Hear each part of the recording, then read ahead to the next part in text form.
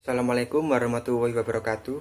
Perkenalkan, nama saya Erwin Jawari dari program studi Teknik Kimia dengan NIM 203201113. Di sini saya akan menyampaikan tanggapan terkait resume materi usaha bela negara dan hubungan internasional serta peran Indonesia dalam perdamaian dunia.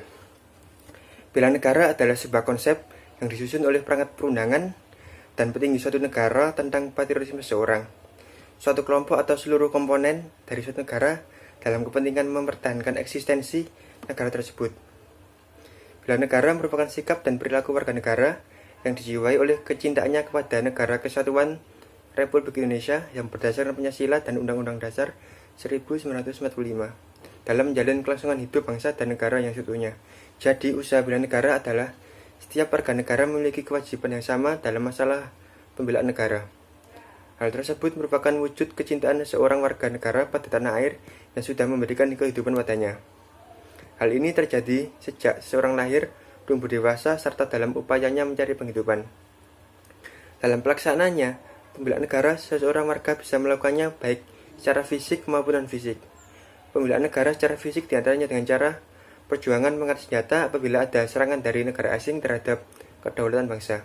Sementara, pembelaan negara secara non-fisik diartikan sebagai usaha untuk menjaga bangsa serta kedaulatan negara melalui proses peningkatan nasionalisme.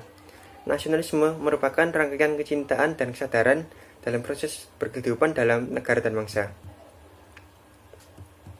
Dasar hukum pada usaha bela negara pada Undang-Undang Dasar 1945 Pasal 27 ayat 3 mengamanatkan bahwa setiap warga negara berhak dan wajib ikut serta dalam upaya pembelaan negara.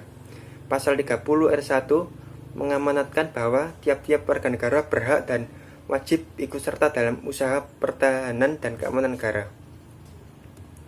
Dalam proses pembelaan negara, ada beberapa hal yang menjadi unsur penting diantaranya adalah cinta tanah air, kesadaran berbangsa dan bernegara, yakin akan Pancasila sebagai ideologi negara, rela berkorban untuk bangsa dan negara, memiliki kemampuan awal bela negara.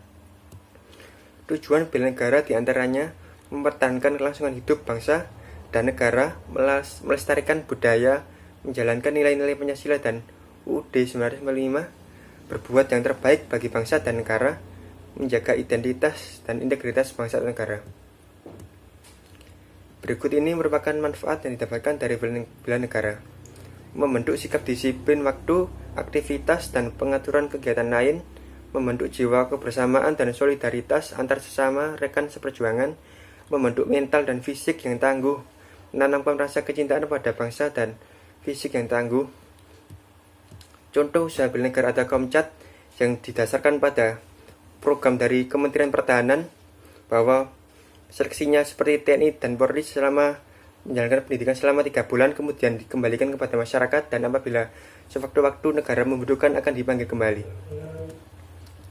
Dan untuk materi hubungan internasional dan peran Indonesia perdamaian dunia. Hubungan internasional adalah sebuah interaksi manusia antar bangsa baik secara individu maupun kelompok yang dilakukan secara langsung maupun secara tidak langsung. Hubungan internasional dapat berupa sebuah persahabatan, persengketaan, permusuhan, atau peperangan.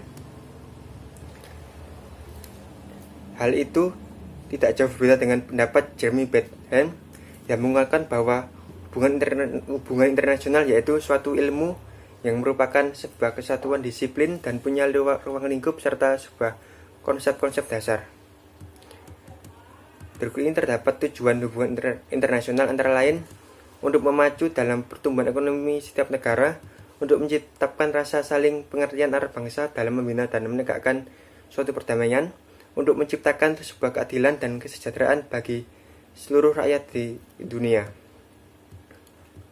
Berikut ini merupakan manfaat hubungan internasional bagi Indonesia antara lain: manfaat ideologi, manfaat politik, manfaat ekonomi, manfaat sosial dan budaya, manfaat perdamaian dan keamanan internasional, manfaat kemanusiaan, dan manfaat lainnya. Terdapat 3 asas dalam hubungan internasional, yaitu asas teritorial, asas kebangsaan, dan asas kepentingan umum.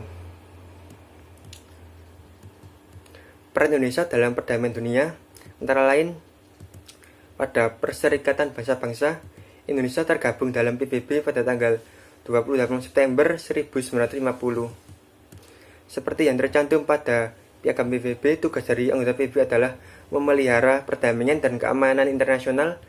Sebagai bentuk kontribusi dalam PBB, maka bangsa Indonesia bergabung dalam sebuah komite khusus. Komite khusus tersebut ditujukan sebagai kepedulian bangsa Indonesia terkait sehubungan dengan implementasi deklarasi.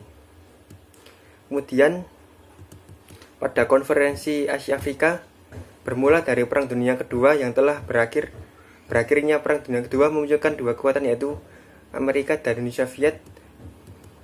Maka Indonesia masuk ke dalam anggota KAA sebagai misi dalam perdamaian dunia. Kemudian pada ASEAN, Indonesia mendapat bergabung pada ASEAN pada tahun 1957. Kelahiran ASEAN ditandai dengan tanda tangan negara-negara tersebut melalui Deklarasi Bangkok pada 1967. 5 negara tersebut diantaranya Malaysia, Filipina, Indonesia, Mangtai, dan Singapura. Mungkin itu bisa yang saya sampaikan. Mohon maaf bila ada kesalahan kata. Terima kasih. Wassalamualaikum warahmatullahi wabarakatuh.